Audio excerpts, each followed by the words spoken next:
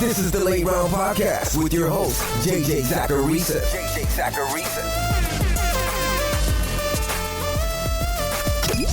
What's up, everyone? It's JJ Zachariason, the editor-in-chief at FanDuel and at NumberFire.com, and this is episode 157 of the Late Round Podcast, one of the many shows that are part of the NumberFire Podcast Network. Thanks for tuning in.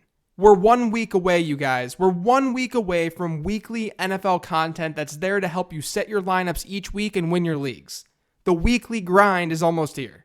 So with that in mind, I figured that we could finish the offseason with some bold flavors. Instead of me digging into how I feel about particular guys and where you should draft them, or instead of me analyzing a draft strategy, today I'm just degaffing and I'm getting bold. I'm looking at the wide range of outcomes for players, and instead of studying the averages, I'm just going to be sitting on the boundaries. Sit back and strap in. Today is the yearly fantasy football bold predictions episode. Before getting to the boldness, I wanted to remind you guys about NumberFire Premium. With NumberFire's customizable draft kit, you can just enter your league settings and get a custom draft board tailored to you. Plus, with NumberFire Premium, you get risk profiles, auction values, tier sheets, expert rankings, and so much more. That doesn't even include NumberFire's award-winning DFS tools, gambling picks, and premium content that also come with NumberFire Premium. First-time users can use promo code CHAMPION at checkout and get their first month of premium for just $9.99. That's promo code CHAMPION. Visit numberfire.com/premium for more details. Carson Wentz will finish outside the top 10 quarterbacks. So this is obviously bold because Wentz was an MVP candidate before he tore his ACL last year, and fantasy footballers are drafting him at QB7 this season. The reason I think it can easily happen is because of his touchdown rate. Last year, he threw a touchdown on 7.5% of his throws when the league average was 4.2%. As my mentions have let me know, Carson Wentz isn't some league average passer. I totally get that. But since 2000, we've had 19 instances where a signal caller had 200 or more attempts while hitting a 7% touchdown rate. Of those 19 occurrences, 16 passers have next season data. And among those 16 quarterbacks, none of them saw an increase in touchdown rate the following year, with the average decrease in rate being 2.7%. I would be shocked if Carson Wentz is able to sustain close to the touchdown rate that he saw last year. And considering that he's coming off an ACL tear and he plays a position that's super deep with lots of competition in fantasy football, it's easy to see how he'd finish outside the top 10 at the quarterback position. To be honest, this is probably the most mild of all the predictions on today's show. Ben Roethlisberger will finish as a top 3 quarterback. So we're going to stick with quarterbacks here and look at the other end of the spectrum where I let all of you guys know that I'm really into Ben Roethlisberger this season. And some of the reasoning is sort of narrative-based, sort of. Over the final 6 relevant regular season games for Big Ben last year, he averaged a weekly quarterback finish of 5.83, and he was the best fantasy football quarterback during that stretch. So let's stop pretending that there's no ceiling for Ben Roethlisberger. And while I generally don't like just taking random chunks of a season and drawing conclusions from it, it might not just be some sort of random variance that caused it. The Steelers played in plus matchups against Tennessee and Green Bay during this stretch, but after a Week 10 game against Indianapolis last year, Pittsburgh's quarterback coach and now offensive coordinator Randy Fichtner shifted to a role on the field instead of up in the booth. And that's when everything got awesome for Ben Roethlisberger. Maybe it's just a coincidence, but maybe it's not, considering Roethlisberger's history with offensive coordinator Todd Haley and the bad blood that's there. Fichtner also shifted the Steelers into more of a no-huddle offense during that dominant Big Ben stretch. According to Pat Thorman of Pro Football Focus, through that game against Indy, the Steelers offense ran no-huddle on 13.4% of their plays. That jumped to 18.3% during the Fichtner down-on-the-field era. And it's looking like we're going to see more no-huddle in Pittsburgh here in 2018, which may not bring efficiency per se, but it may bring more overall scoring for that offense in general. So this little offensive coordinator story, along with Ben Roethlisberger's awesome weapons, are why I think that he's one of the high-end QB2s who have legitimate plug-and-play upside this year. Trey Burton will outscore Greg Olsen. This is a bold one because Greg Olsen is being selected 4 tight end spots ahead of Trey Burton, though Trey Burton is rising fast through the ADP ranks. And I think this bold prediction is possible given Greg Olsen has seen his yards per route run drop in each of his last 3 seasons, and he's scored just 1 touchdown across his last 15 regular season games. But what's most important, and I can't stress this enough, Olsen is competing for targets with more talent than he's ever seen before on that team. He's got Christian McCaffrey coming out of the backfield, and he's got Devin Funchess and DJ Moore at wide receiver. Olsen hasn't seen this type of competition since he joined the Panthers. Meanwhile, there's a legitimate shot that Trey Burton is second on the Bears this year in targets. And he's playing in an offense under Matt Nagy that saw Travis Kelce hit at least 21% of the team's targets in each of the last 2 years. I'm much more into Trey Burton at his average cost than Greg Olsen. And I don't think that it would be crazy to see Trey Burton just straight up outscoring Greg Olsen this season. Rex Burkhead will finish as a top 12 running back. I see why I'm high on Rex Burkhead this year. But there really is a path to him being an RB1 in fantasy football, and it's by basically doing what he was doing before he got hurt last year. Sony Michel is part of the equation in New England now, but he's been sidelined with a more severe knee injury than the one that Rex Burkhead has. That should make you feel confident in Burkhead, at least in the short term.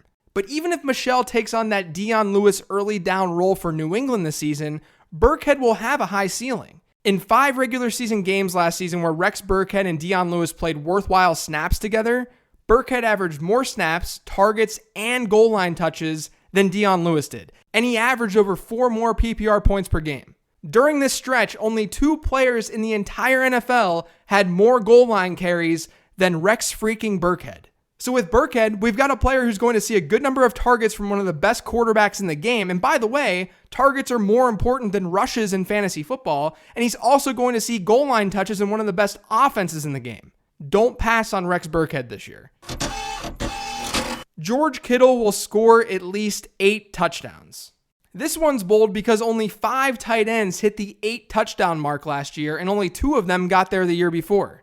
And meanwhile, George Kittle is being drafted at tight end 13. Now, last season, when he played with Jimmy Garoppolo, George Kittle didn't see a high target share. It was about 10.8% target share. But his 8.2 yards per target rate ranked 15th all-time among rookie tight ends with 20 or more catches. But what's most important to this bold prediction, Kittle saw the 6th most red zone targets and the 10th most targets from within the opponent's 10-yard line last season at the tight end position. And remember, guys, he was a rookie. If the 49ers can keep up their end of 2017 pace, they're going to see some positive regression in the passing department. Because when Jimmy G took over last year, they were first in yards per drive and scores per drive, but they were 10th in touchdowns per drive. So with Kittle, you're getting a potential red zone threat in an offense with a good quarterback that's also got the upside of scoring more touchdowns than they did a year ago. Melvin Gordon will finish as a top 3 running back. This one's obviously bold because we have a big 4 running backs in Le'Veon Bell, Todd Gurley, Ezekiel Elliott, and David Johnson, and oftentimes Melvin Gordon is being drafted behind Alvin Kamara, Saquon Barkley, and sometimes Leonard Fournette and Kareem Hunt. Melvin Gordon has not been a very efficient back throughout his career so far, but that doesn't really matter all that much, especially considering he hasn't played behind great offensive lines. This offseason, the Chargers helped that line with signing Mike Pouncey, and that's after seeing improvement over the second half of 2018. I think that you could easily argue that Gordon's offensive situation is more attractive than what you would get from David Johnson and Ezekiel Elliott. And the Chargers aren't shy to use Gordon heavily where it matters most, and that's at the goal line. In 2017, only 5 running backs had more carries within the opponent's 5-yard line than Melvin Gordon did, while only 3 of them had more attempts within the 10. And 2 years ago, in just 13 games, Melvin Gordon ranked 3rd in goal line rushes. And beyond all this, beyond what he can do on the ground, Anthony Lynn has already talked about using Melvin Gordon more in the passing game. And fantasy owners should be all about that. Gordon ranked in the top 10 in target share last season at the running back position, so any more love in the passing game would just catapult him into truly elite usage. That's why he can be a top 3 back in 2018. That's why Melvin Gordon could easily be a top 5 pick in 2019. Emmanuel Sanders will outscore Demaryius Thomas. This one's bold for obvious reasons. Demaryius Thomas is being drafted far ahead of Emmanuel Sanders right now. But it could happen because Emmanuel Sanders has played more than 50% of his snaps from the slot in the preseason, which is far more than his 27% mark that he saw last year and roughly 24% rate that he's seen over the last 3 seasons. And that could be a really big deal with Case Keenum at quarterback. Because last season, Minnesota, Keenum's old team, ranked 8th in the league in yards to the slot receiver. That's according to Pro Football Focus. Adam Thielen thrived in that role for Minnesota last year. And not only that, you guys, in Sanders' last 2 healthy seasons, so we're looking at 2015 and 2016, he's come within 2 PPR points per game of Demaryius Thomas. It's not like Emmanuel Sanders would be emerging from nowhere. He's a very talented receiver, and I think there is an outside shot that he just outscores his teammate this year. Kenny Stills will finish as a top 24 wide receiver. Stills continues to be undervalued in fantasy football this year. And I find this kind of surprising because he's finished as a top 30 wide receiver in PPR formats in each of the last 2 seasons, and those were 2 years with Jarvis Landry on the Dolphins. Landry and his consistent 27% target share is gone. Jarvis Landry is not a Miami Dolphin. That leaves the pass catching options in Miami to Kenny Stills, Devontae Parker, Danny Amendola, and Albert Wilson. Devontae Parker would be the hypothetical biggest competition for looks for Kenny Stills, but he's been struggling in camp. So who can the Dolphins rely on? It's obviously Kenny Stills. He should be able to just walk into 100 plus targets this year, and given his big play upside, there's a chance that he can squeak into wide receiver 2 territory here in 2018. Drew Brees will throw at least 30 touchdowns. Now, this is bold because Drew Brees is coming off a season where he threw only 23 scores, and the Saints became a more run-friendly team. But as we know, the way that touchdowns are scored can be pretty random. In 2017, New Orleans scored as many rushing touchdowns as they did passing touchdowns, which is something that's only happened 17 times over the last 7 years. Of the 13 teams where we've got next season data, we've seen an average increase in passing to rushing touchdown ratio of 1.3. So let's just assume New Orleans has 46 touchdowns once again. Just by this normal increase, that means that we're looking at 32 passing touchdowns and 14 rushing touchdowns for the Saints. And it's not like Drew Brees is bad. He had the 4th highest adjusted net yards per attempt rate of his career last year. And it's also not like the Saints were some run-heavy team when they got close to the end zone. They were 19th in pass-to-rush ratio at the goal line, and they were 13th in the red zone last year. Positive regression is coming for this Saints passing attack, and Drew Brees can absolutely get back to that 30 touchdown mark. The last bold prediction of today's show is probably the boldest of all, and that's Chris Hogan will outscore Mike Evans.